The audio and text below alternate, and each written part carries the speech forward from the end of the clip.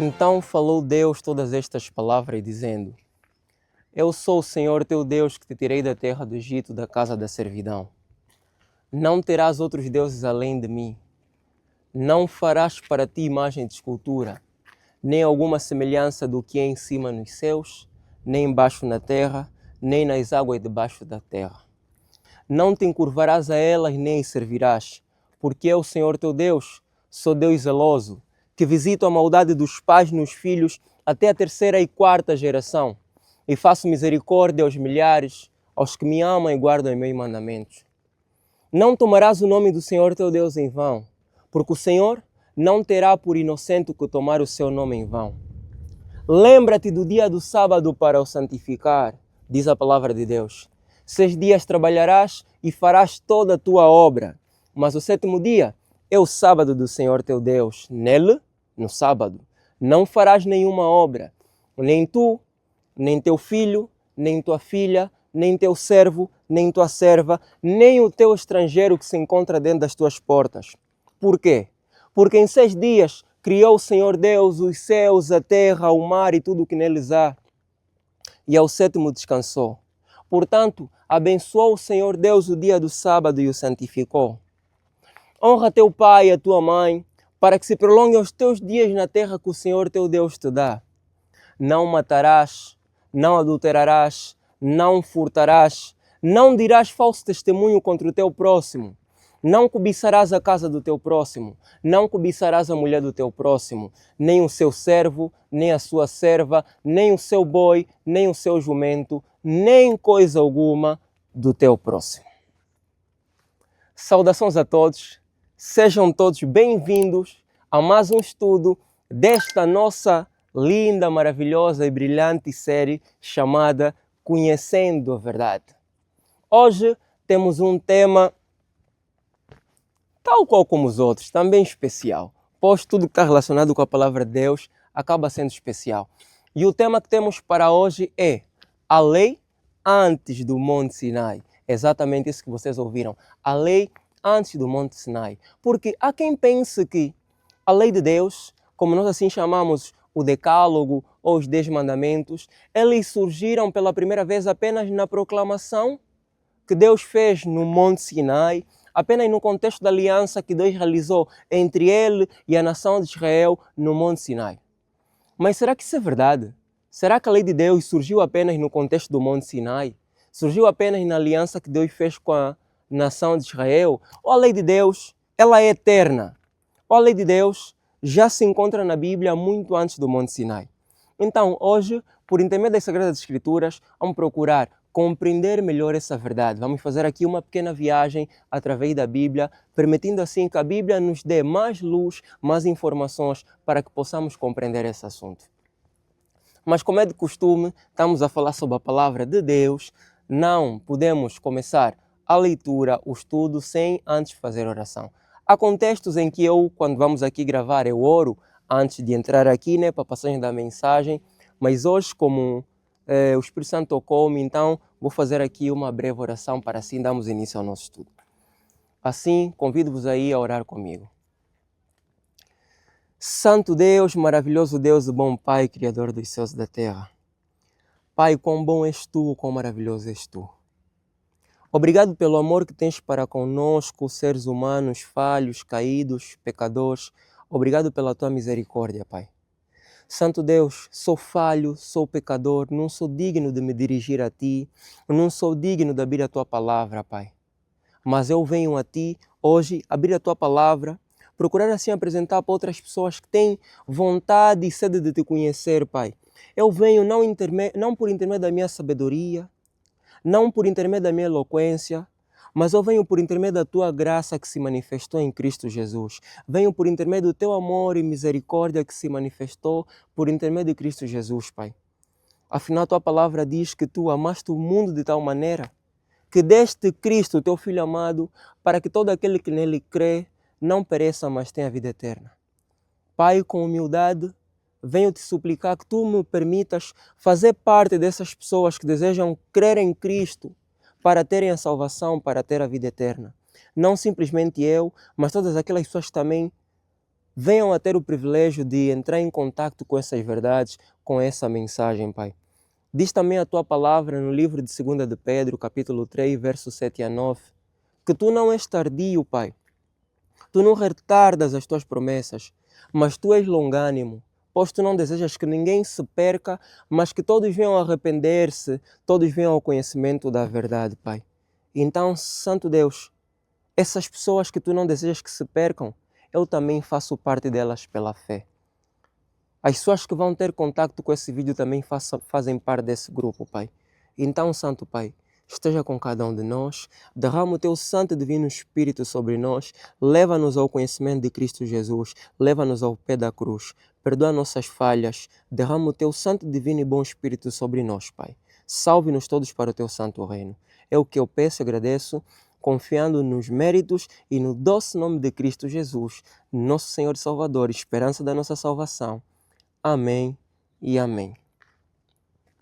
Assim, convido-vos agora, sem mais demora, sem mais delongas, peguem as vossas Bíblias, se ainda não tem a vossa Bíblia ao vosso lado. Para quem já tem, vamos agora então abrir assim a Palavra de Deus e começar a explorar melhor este assunto. A lei de Deus antes do Monte Sinai. Permitam-me rapidamente falar sobre uma área da língua portuguesa que trata das palavras sinônimas. Palavras sinônimas, salvo erro, são aquelas palavras que elas têm escritas diferentes, pronúncia diferente, mas que acabam tendo o mesmo significado. Deixa-me ver aqui alguns exemplos. E eu penso que nesse contexto das palavras sinônimas, tem as palavras sinônimas perfeitas e palavras sinônimas imperfeitas. Mas sem querer categorizá-las em perfeitas e imperfeitas, vou apenas dar alguns exemplos para que possamos ter uma noção, perceber o que são palavras sinônimas, pois isso vai nos ajudar no nosso estudo aqui nas Sagradas Escrituras. Feliz e alegre são palavras que escrevem-se de forma diferente, pronunciam-se de forma diferente, mas que acabam tendo o mesmo significado ou significados semelhantes, parecidos. Outro exemplo que eu poderia também dar era aqui. Vou comer, vou me alimentar. E eu trago esses exemplos aqui porque isso também aplica-se nas Sagradas Escrituras. Em qual contexto? Ora, permitam-me que explique isto. Quando nós estivermos a estudar um determinado assunto, um determinado tema na Bíblia, nem sempre nós vamos encontrar uma palavra que nós desejamos para fundamentar um assunto ou defender um assunto. O que é que eu estou a procurar dizer com isso? Vamos lá ver. Estamos agora a estudar a lei antes do Monte Sinai.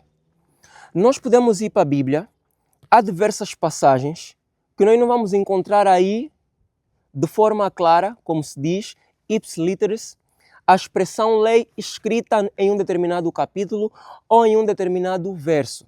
Ora, como é que nós podemos saber que apesar da lei não estar aí escrita de forma explícita, ainda assim ela se faz presente neste mesmo capítulo, neste mesmo verso que nós estejamos a ler ou a estudar? Isso é simples de se perceber, exatamente através das palavras sinônimas. E através das palavras sinônimas nós vamos conseguir encontrar a lei mencionada na Bíblia em diversos contextos, diversas formas, de forma subentendida. Ora, vejamos. A Bíblia nos apresenta expressões ou palavras como iniquidade, pecado, transgressão, injustiça.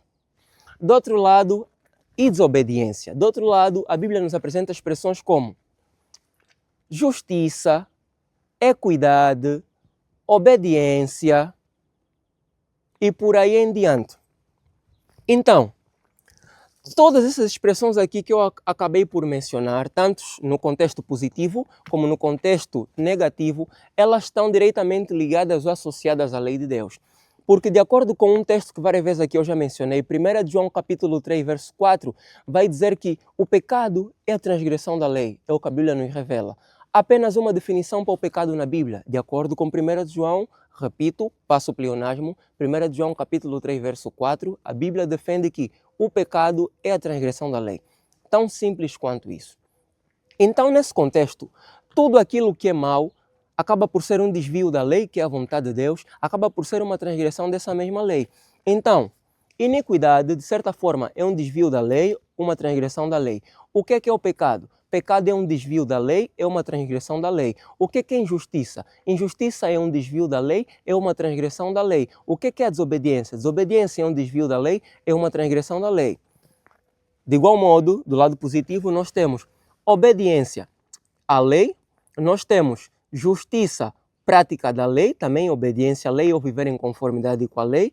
Temos, que expressão mais? E por aí em diante, e por aí vai.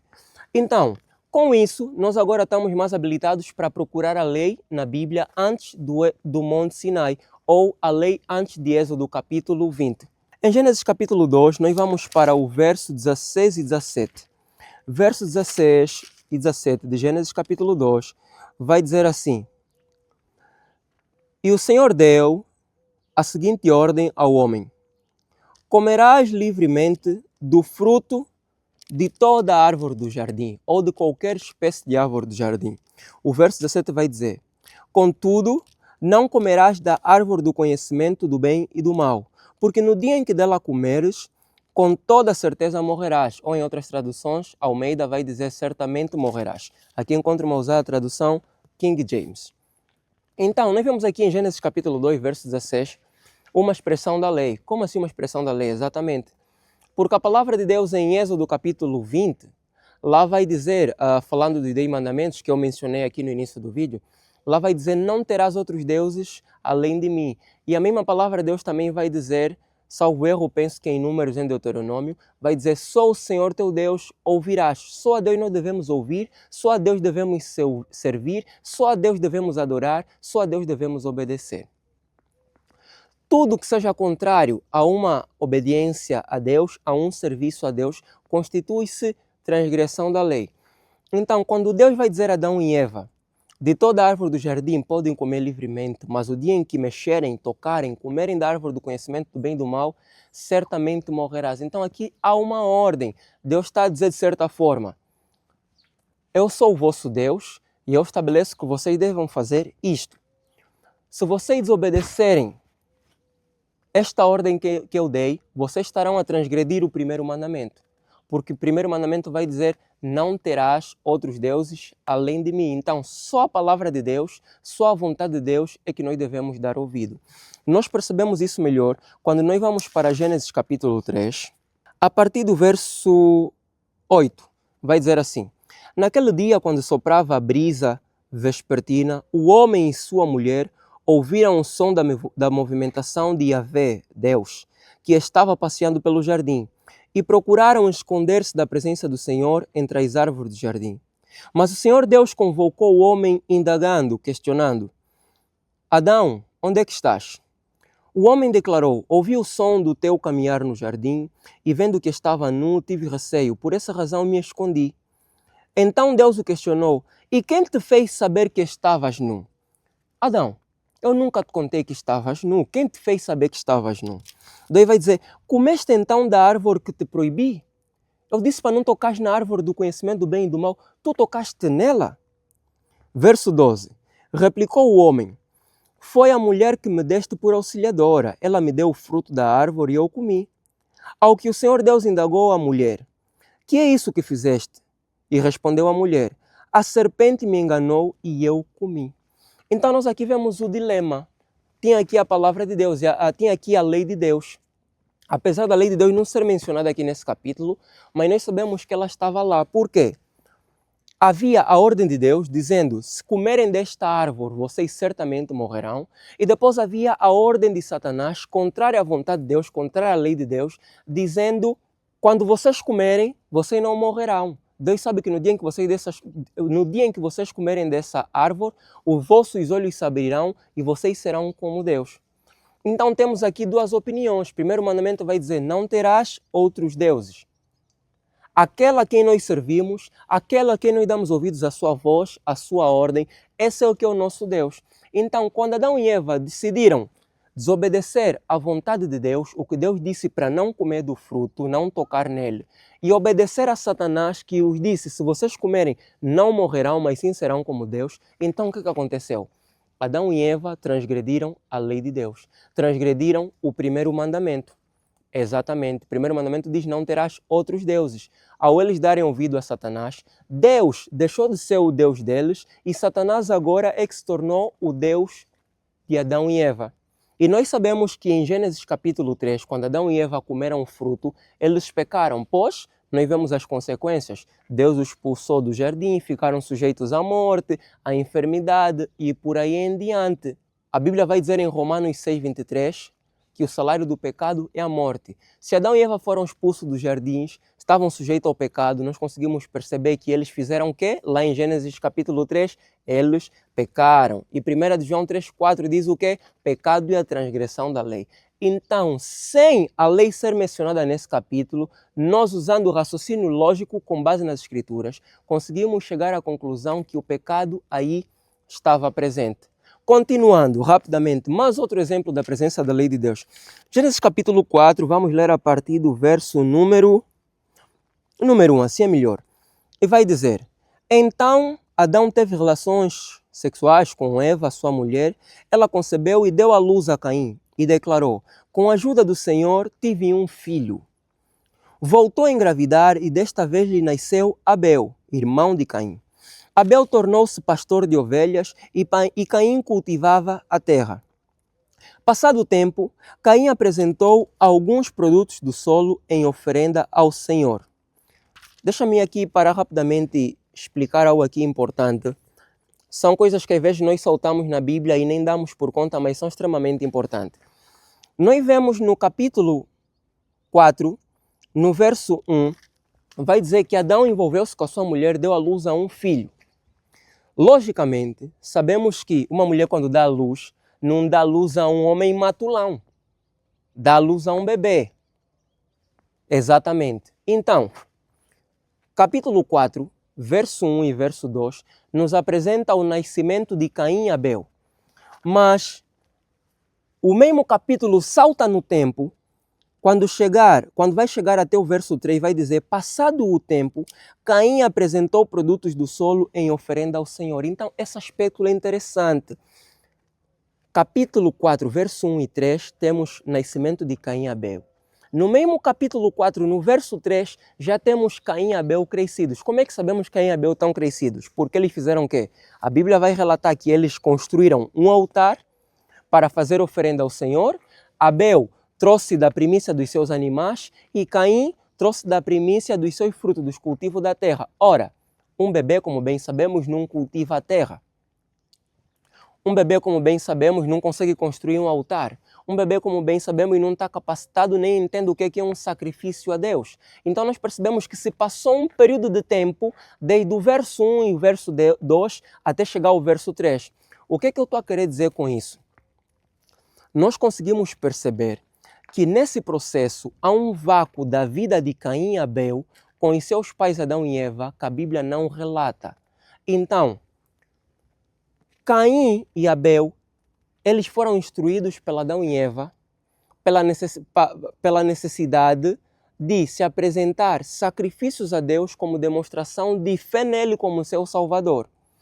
E quando se chega nesse contexto, no verso 4, vai dizer: Abel, por sua vez, ofereceu as primícias e a gordura de seu rebanho. Ora, o Senhor aceitou com alegria Abel e sua oferta. Todavia, não se agradou de Caim e de sua oferta. E por esse motivo, Caim ficou muito irado e seu semblante assumiu uma expressão maligna.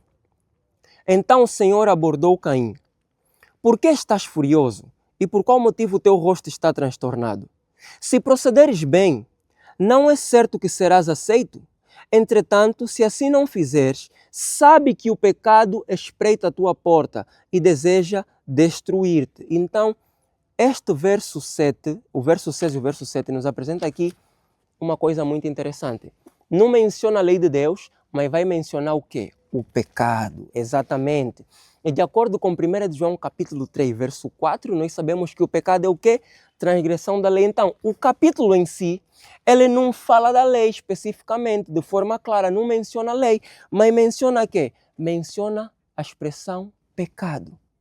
Então, através da expressão pecado e olhando para o que Deus diz aqui ao Caim, se procederes bem, não é certo que serás aceite? Entretanto, se assim não fizeres, sabe que o pecado espreita a porta. Então, conseguimos concluir que Caim sabia qual era a vontade de Deus. Abel sabia qual era a vontade de Deus.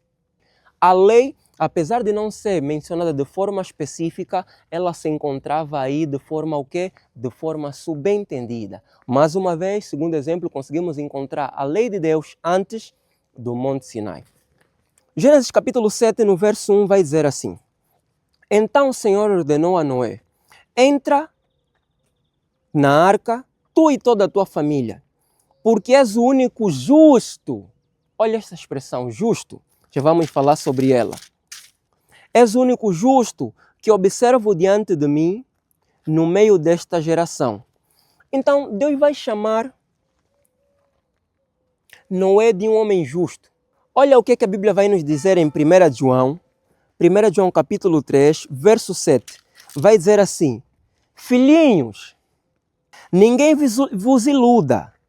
Quem pratica a justiça é justo, assim como ele quem? Cristo, Deus, é justo. Então, 1 João capítulo 3, verso 7 vai dizer que quem pratica a justiça é justo. Ora, o que é justiça? Simples. Deuteronômio capítulo 6, verso 25, vai lá dizer: será para nós justiça quando tivermos cuidado em obedecer à vontade de Deus ou fazer toda a vontade de Deus, cumprir todos esses mandamentos diante do Senhor, como Ele nos ordenou. Então, o que é justiça? Justiça é obediência à lei, é a prática à lei. Então, isso vai de acordo com o que eu disse no início do vídeo, palavras sinônimas, mas que, refletindo de forma profunda, lógica, usando cada uma delas, nós conseguimos chegar até na lei de Deus. Exatamente, conseguimos chegar até a lei de Deus.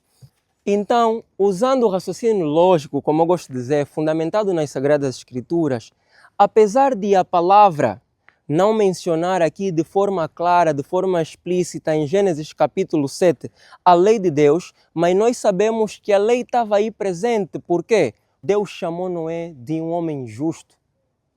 Gênesis capítulo 7, verso 1. Apesar de não estar lá agora a expressão pecado, que já sabemos que pecado é a transgressão da lei. Automaticamente, onde tem a expressão pecado, sabemos que tem a lei aí de forma subentendida. Mas menciona agora a expressão justo. E nós lemos que, de acordo com 1 João capítulo 3, verso 7, ele vai dizer: ninguém vos engane, todo aquele que pratica a justiça, vimos de acordo com Deuteronômio 6, 25, que justiça é obediência à lei. Então, quem é justo? Justo é aquele que obedece à lei de Deus. Então, quando Deus vai dizer, olhou para Noé e viu que ele é o único homem justo no meio desta geração corrupta, corrompida pelo pecado, pelo mal, pela malignidade, o que é que Deus estava a dizer? Observei e vi que Noé, tu és a única pessoa que se mantém fiel à minha lei, obediente à minha lei. Terminando esses exemplos, essa construção toda, corram comigo até Gênesis capítulo 15. Gênesis capítulo 15, vamos ler a partir do verso 1. Permitam-me antes referir as seguintes palavras. Em Êxodo capítulo 20, nós temos a lei de Deus e os 10 mandamentos sendo proferido no Monte Sinai.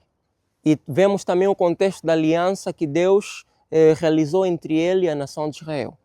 Já em vídeos anteriores, eu demonstrei que não era a intenção de Deus, a vontade de Deus, o objetivo de Deus realizar esta aliança com a nação de Israel. Não. Deus realizou essa aliança por causa da dureza do coração deles, porque eles tinham perdido a noção, o conhecimento das coisas de Deus, tinham perdido a noção da profundidade da lei de Deus.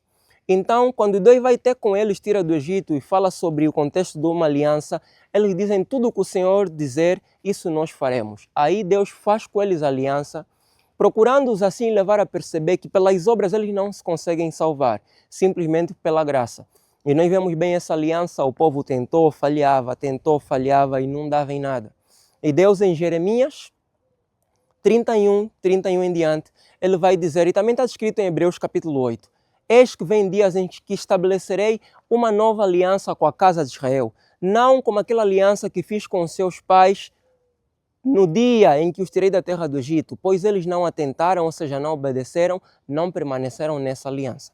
Então a Bíblia nos apresenta duas alianças, e isso nos ajuda a perceber os mandamentos de Deus antes do Monte Sinai.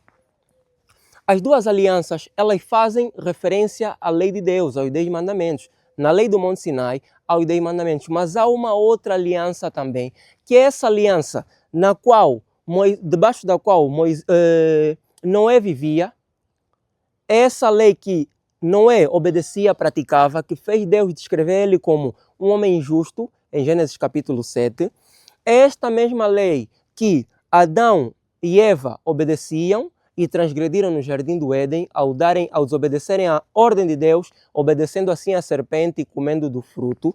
É esta mesma lei que Caim e Abel também obedeciam, na qual depois Caim acabou por transgredir ela, desobedecendo à ordem de Deus. É esta mesma lei que também guiava o povo antediluviano. Por quê? Todo governo, toda nação necessita de ter uma lei, pois se não tiver lei, reina a anarquia, reina a desorganização. Cada um é dono de si, cada um é responsável por si, cada um faz o que bem entender, vive como achar melhor, de acordo com a sua própria mente, de acordo com a sua própria concepção. Então, o nosso Deus é um Deus de ordem. Ele criou os seres humanos, criou o planeta Terra, estabeleceu leis para que os guiasse, para que guiasse a sua vida, a sua conduta.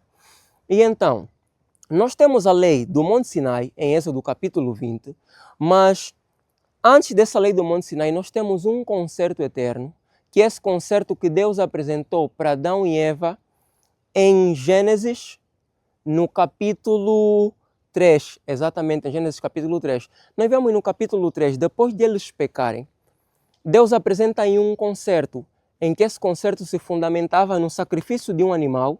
Nós vemos isso, eles fizeram as folhas, as vestes de folhas para se cobrirem, representando assim a nossa salvação pelas obras. Deus veio diante deles, retirou essas folhas, procurando demonstrar que vocês não conseguem salvar-se pelas suas obras, eu é que devo vos salvar, e fez agora vestes de pele e cobriu-os. Essas vestes de pele saíram do sacrifício de um animal. E o animal, como nós bem sabemos na Bíblia, ele representa quem? Representa Jesus Cristo. Pois, no Novo Testamento, nós vemos João Batista enquanto ele batizava e Jesus se aproximava. João Batista olhou para Jesus e disse assim diante da multidão: Eis o Cordeiro de Deus que tira o pecado do mundo. Então, Deus disse para Adão e Eva, em Gênesis capítulo 2, versos 16 e 17, se vocês comerem, certamente morrerão. Por que eles não morreram naquele exato dia? Morreram uma morte, claro, as consequências do pecado, algumas reinam no nosso mundo, consequência da idade. A idade foi se passando e morreram. Mas não morreram a segunda morte, que é a penalização ou a penalidade pela transgressão da lei. Então, eles pecaram, mas não morreram de imediato. Por quê? Porque em Gênesis 3, Deus pegou o cordeiro, houve o sacrifício do cordeiro, o cordeiro que João Batista diz que tira o pecado do mundo. Deus pegou esse cordeiro, fez túnicas e cobriu eles, representando a salvação pela fé. Então, sempre houve a salvação pela fé, já desde a queda no jardim do Éden. É isto que a Bíblia nos apresenta. Nós vemos no contexto de Caim e Abel, eles também, ao levarem o sacrifício para apresentar diante de Deus, um apresentou cordeiro, nesse caso Abel, outro apresentou frutos. O que é que nós vemos aqui? Abel demonstrou salvação pela fé no cordeiro que tira o pecado do mundo. Já Caim apresentou os seus frutos e não o cordeiro, salvação pelas obras. Então nós vemos aqui, havia duas alianças. E quando nós vamos agora em Gênesis capítulo 15, Deus faz esta mesma aliança com Abraão. Depois vocês podem ler o capítulo 15 de Gênesis com mais calma. Deus faz uma aliança, estabelece uma aliança com Abraão. E essa aliança que Deus faz com Abraão é exatamente nada mais nada menos do que a mesma aliança que Deus fez com Noé, que fez com Adão e Eva, que Deus fez com os descendentes de Adão, Abel, Sete, Enos, por aí em diante. Então, Abraão estava dentro do contexto dessa aliança em que a salvação se dava por meio da fé, não por meio das obras. Mas ainda assim, dentro dessa aliança, que a salvação era por meio da fé, exigia o quê? Obediência à lei de Deus. Não para a salvação, mas como resultado da salvação que se deu na nossa vida de graça, por intermédio de Cristo Jesus, que se entregou, se ofereceu por nós. Então, Deus faz essa aliança com Abraão em Gênesis capítulo 15. E Deus diz o seguinte para Abraão, deixa-me aqui abrir. A partir do verso número 1. Passados esses acontecimentos, o Senhor falou a Abraão por intermédio de uma visão. Não temas, Abraão. Eu sou o teu escudo e grande será a tua recompensa. Contudo, Abraão declarou, ó Todo-Poderoso Senhor meu Deus, de que valerá uma grande recompensa se continuam sem filhos? Eliezer de Damasco é quem vai herdar tudo o que tenho. Tu não me concedeste descendência, e por esse motivo um dos meus servos nascido na minha casa será o meu herdeiro. Então imediatamente lhe assegurou o Senhor, não será Eliezer o teu herdeiro, mas sim um filho gerado de ti mesmo será o teu legítimo herdeiro. Então o Senhor conduziu Abraão para fora da tenda e orientou-o. Olha para os céus e conta as estrelas, se é que podes. E prometeu, será assim a tua posteridade. Deus está aqui a estabelecer uma aliança com Abraão, a fazer uma promessa com Abraão. Verso 6 vai dizer, e Abraão creu no Senhor. Não diz, Abraão praticou obras para ser salvo. Não, vai dizer, Abraão creu no Senhor, teve fé no Senhor. E isso lhe foi creditado como justiça. Abraão, ele não foi salvo pelas suas obras, foi salvo por crer. E ao ele crer, a obediência de Cristo à lei, a vida de Cristo que era em conformidade com a lei, foi creditada em Abraão, foi depositada em Abraão. Esta é a outra aliança em contraste com a aliança do Monte Sinai. Mas Deus depois vai dizer neste mesmo capítulo a Abraão que os seus descendentes, Deus prometeu a Abraão que levaria até a terra de Canaã, lhe daria a terra de Canaã, ele teria uma grande descendência. Mas Deus disse que antes dos seus descendentes possuírem essa terra, eles seriam escravos em terra estranha, seriam peregrinos em terra estranha e ficariam nessa terra durante cerca de 400 anos. Deixa eu abrir aqui. Gênesis capítulo 15, verso 16. Verso 13, assim é melhor. Diz, então o Senhor falou a Abraão, sabe com toda certeza que a tua posteridade será peregrina em terra alheia e será reduzida à escravidão e será afligida por 400 anos. Contudo, eu julgarei e castigarei a nação que a fizer sujeitar-se à escravidão. E depois de muitas aflições, teus descendentes sairão livres, levando muitas riquezas. Verso 15. Tu, porém, gozarás de uma velhice abençoada, morrerás em paz, serás sepultado e irás reunir-te com os teus pais no mundo dos mortos. Agora o verso que nos interessa, verso 16. Depois de 4 gerações, que são 400 anos, teus descendentes retornarão para estas terras, porquanto não expulsarei os amorreus, até que eles se tornem tão malignos que mereçam ser severamente castigados. Então Deus disse para Abraão, eu vou cumprir a promessa da aliança que eu fiz contigo. Serás pai de uma grande nação. Os teus descendentes vão herdar a terra que eu te prometi, a terra de Canaã. Mas antes disso, eles vão para o Egito. Vão ficar lá escravos cerca de 400 anos. Depois de 400 anos, eu vou tirar eles e vou levá-los assim para a terra de Canaã. Exatamente. Passando o tempo, Abraão deixou apenas um descendente. 2 nesse caso, né? Isaac e Ismael, mas Ismael, como bem sabemos, desviou-se, deixou Isaac. Isaac deixou apenas também 2 filhos. Então Abraão morreu sem ver essa grande nação. Morreu pela fé em Deus, tendo fé na promessa de Deus. Deixou apenas 2 filhos. Um que se desviou, Ismael, e outro que se manteve firme à promessa, Isaac. Este mesmo Isaac, quando morreu, também não deixou essa grande nação que Deus prometeu a Abraão. Deixou apenas também 2 filhos. Esaú e Jacó. Esaú desviou-se, Jacó manteve-se firme à promessa. O próprio Jacó, passando seus anos, quando ele morre, também não deixou essa grande nação. Deixou apenas os seus filhos, 12 patriarcas, na verdade 13, porque também teve uma filha chamada Dina, apesar de não ser muito mencionada na Bíblia, mas ele teve 13 filhos, na qual um desses era uma menina chamada Dina, exatamente. E Jacó morreu sem ver essa grande nação, deixou também apenas esses seus filhos. Então, esses seus filhos, esses patriarcas, antes da morte de Jacó, na terra onde Jacó vivia, bateu-se a fome, teve uma crise de fome. Por causa dessa crise de fome, eles tiveram que viver para o Egito, onde já lá estava o José. Conhecemos bem a história aqui. José foi vendido pelos seus irmãos aos ismaelitas, e os ismaelitas levaram ele até para o Egito, venderam José lá no Egito como escravo. Ele ficou lá, Deus o engrandeceu diante da casa do Potifar. E quando se bateu a fome na terra onde Jacó vivia, já depois do contexto que havia se desenrolado, José já tinha entrado em contato com seus irmãos, então José e Faraó pediram para os seus irmãos irem buscar o pai deles, nesse caso Jacó, para vir viver no Egito. Encontramos isso em Gênesis capítulo 45, vocês podem ler do verso 17 em diante. Estou apenas aqui a resumir para encurtar o tempo. Então Jacó veio e foi morar no Egito. E lá eles foram bem tratados, Faraó cuidou deles, José cuidou deles.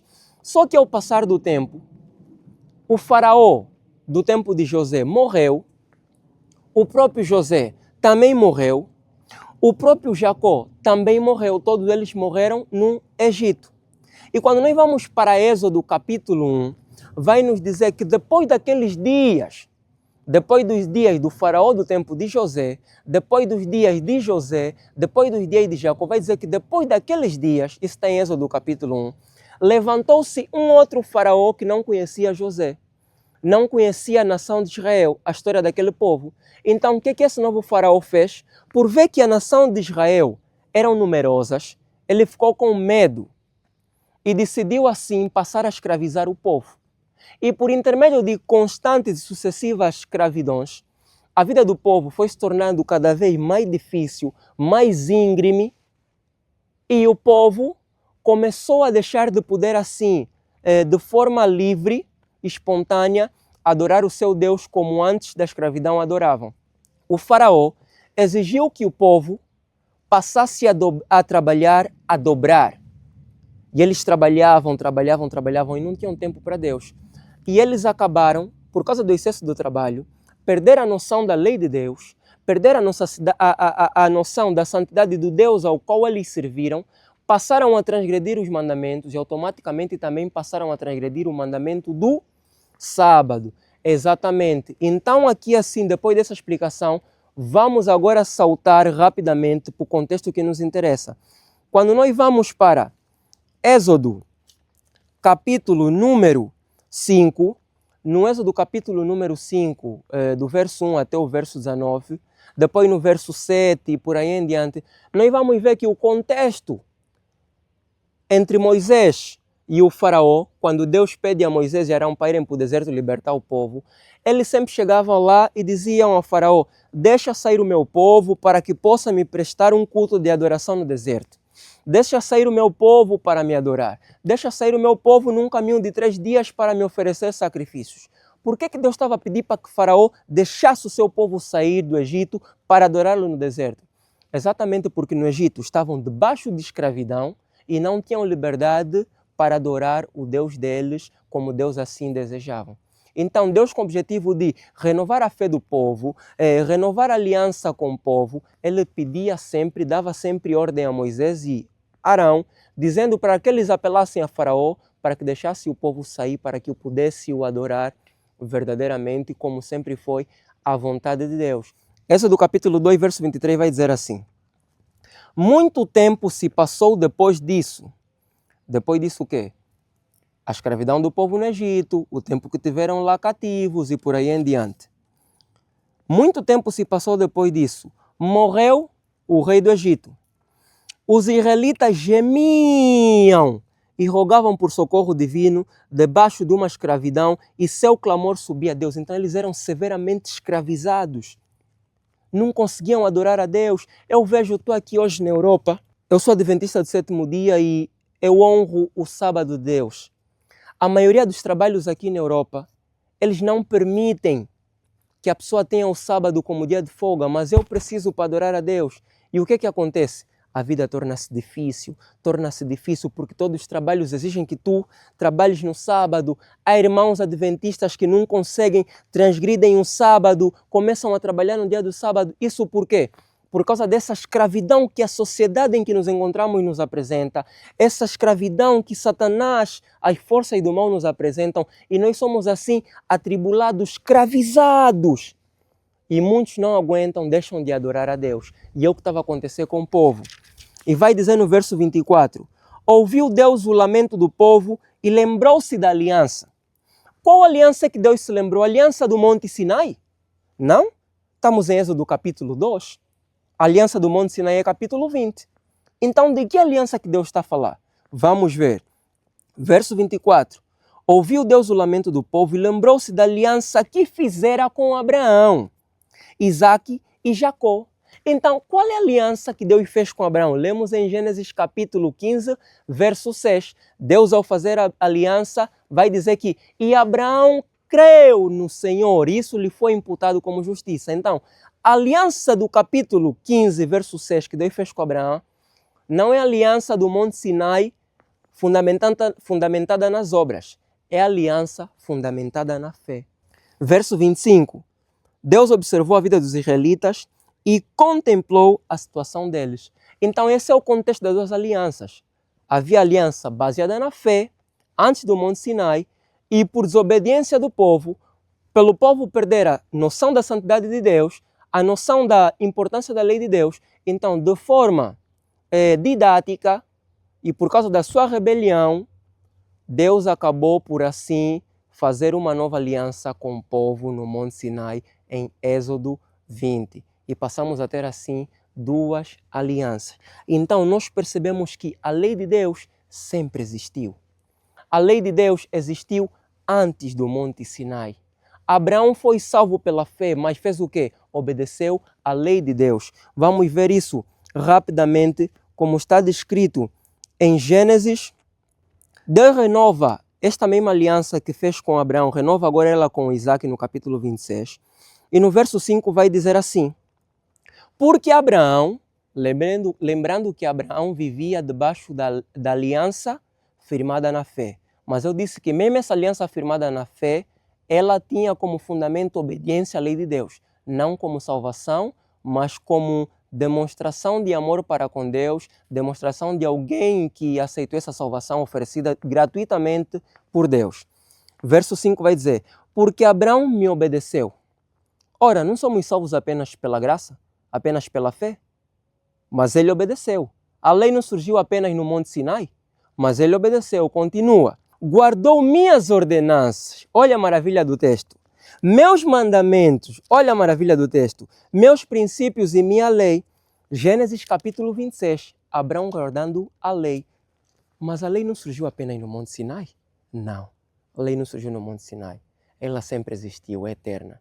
E para terminar, eu vos convido a abrir a Bíblia, o último verso, Êxodo capítulo 16. Aqui o povo já foi liberto do Egito, está a ser conduzido pelo deserto, e no deserto Deus decide provar o povo. Lembrando que a aliança da lei do Monte Sinai, ela está em Êxodo capítulo 20, estamos em Êxodo capítulo 16. Vai dizer assim, verso 1, partiram de Elim, e toda a congregação dos filhos de Israel chegou ao deserto de Sim, que situa-se entre Elim e o Sinai. Já estavam aí próximo do Monte Sinai. Foi no 15º dia do segundo mês, depois que deixaram o Egito. Já tinham saído do Egito, mas ainda não fizeram aliança. Toda a comunidade israelita começou a murmurar contra Moisés e Arão em pleno deserto. Verso 3. E os filhos de Israel reclamaram com Moisés e Arão. Então, antes fôssemos mortos pela mão de Yahvé na terra do Egito, quando estávamos sentados próximo às panelas de carne e podíamos comer pão com fartura. Evidentemente, nos trouxeste a este deserto para fazer toda esta multidão morrer de fome. E aqui o verso 4, que é o que nos interessa, vai dizer assim. Então, Yahvé, o Senhor, disse a Moisés, eis que farei descer pão do céu. Sairá o povo e colherá o pão de cada dia, a fim de que eu ponha à prova. Deus decide provar o povo. Como é que Deus vai provar o povo? O verso continua. A fim de que eu ponha à prova para ver se anda ou não na minha lei. Ora, a aliança só foi feita em Êxodo capítulo 20. Êxodo capítulo 16, verso 4, Deus decide provar o povo se andava ou não na sua lei. Então nós percebemos, como eu venho a explicar desde o início do vídeo, a lei sempre esteve presente, de forma subentendida. A lei não surgiu apenas no Monte Sinai, a lei eterna. Então, meus queridos amigos e amigas, meus irmãos e minhas irmãs, percebemos agora que nem estamos em Êxodo capítulo 20. Deus ainda não proclamou no monte, mas já havia aqui a lei de Deus, a lei eterna. Essa mesma lei que estava na aliança que Deus fez com Abraão, é a mesma lei que Deus proclamou na aliança que fez com o povo no Monte Sinai. A diferença é que numa aliança de Abraão, ele era salvo pela fé. Numa aliança nós somos salvos pela fé. E depois de sermos salvos pela fé, aí sim nós obedecemos. Já na aliança do monte, o povo não era salvo pela fé para que pudesse obedecer. Não, o povo deixava de lado a fé e procurava obedecer para ser salvo. Essa é a diferença entre as duas alianças. É a mesma aliança que o apóstolo Paulo vai referir, que está lá em Hebreus capítulo 8, que também é a mesma aliança descrita em Jeremias capítulo 31. Então, meus amigos, minhas amigas, eu termino por aqui. Percebemos através do estudo de hoje que a lei de Deus sempre existiu. Vimos aqui que a lei estava presente antes de quê? Qual é o tema de hoje? A lei antes do Monte Sinai. Conseguimos, através desse estudo lógico, fundamentado nas Escrituras, localizar assim a lei do nosso bom Deus antes do Monte Sinai. Portanto, que o nosso querido Deus, bom Pai, vos abençoe, vos guie no estudo das Sagradas Escrituras e vos dê uma compreensão e vos chame todos a exercerem fé nele para a salvação e, consequentemente, por amor à salvação que ele dá, viver em obediência à sua lei. Porque é o que diz Eclesiastes, capítulo 12, verso 13 e 14. Acima de tudo o que tem se dito, acima de tudo o que consiste, que encontra-se nas Sagradas Escrituras, acima de tudo que eu venho estado aqui a pregar por meio desses estudos, venho estado aqui a falar, meus irmãos, nos levar a ter fé em Deus para a salvação e, em resposta de amor, obedecer a sua lei. Pois o apóstolo Paulo vai dizer que o amor de Cristo nos constrange, nos leva a obedecer. Eclesiastes 12:13 vai dizer porque é para isso que fomos criados, para viver em obediência à lei de Deus. Termino com pequenas palavras da oração de Cristo Jesus e discípulos. Ele diz, quando orarem, digam assim: Pai nosso que estás nos céus, santificado seja o teu nome. Venha o teu reino. Seja feita a tua vontade. Apenas aqui na terra? Não. Ele diz, seja feita a tua vontade. Assim na terra como nos céus. E a obediência à lei de Deus é a sua vontade, tanto aqui na terra como nos céus. Enoque está nos céus, salvo pela fé, mas vive obedecendo à lei de Deus. Moisés está no céu, salvo pela fé, mas vive obedecendo à lei de Deus. Elias está nos céus, salvo pela fé, mas vive obedecendo à lei de Deus. De igual modo, devemos nós ser salvos pela graça, mediante a fé, como está descrito em Efésios, para praticarmos as obras que Deus criou de antemão em Cristo Jesus. Então, esta é a mensagem de hoje, esse é o estudo de hoje. Graça e paz, que Deus vos abençoe.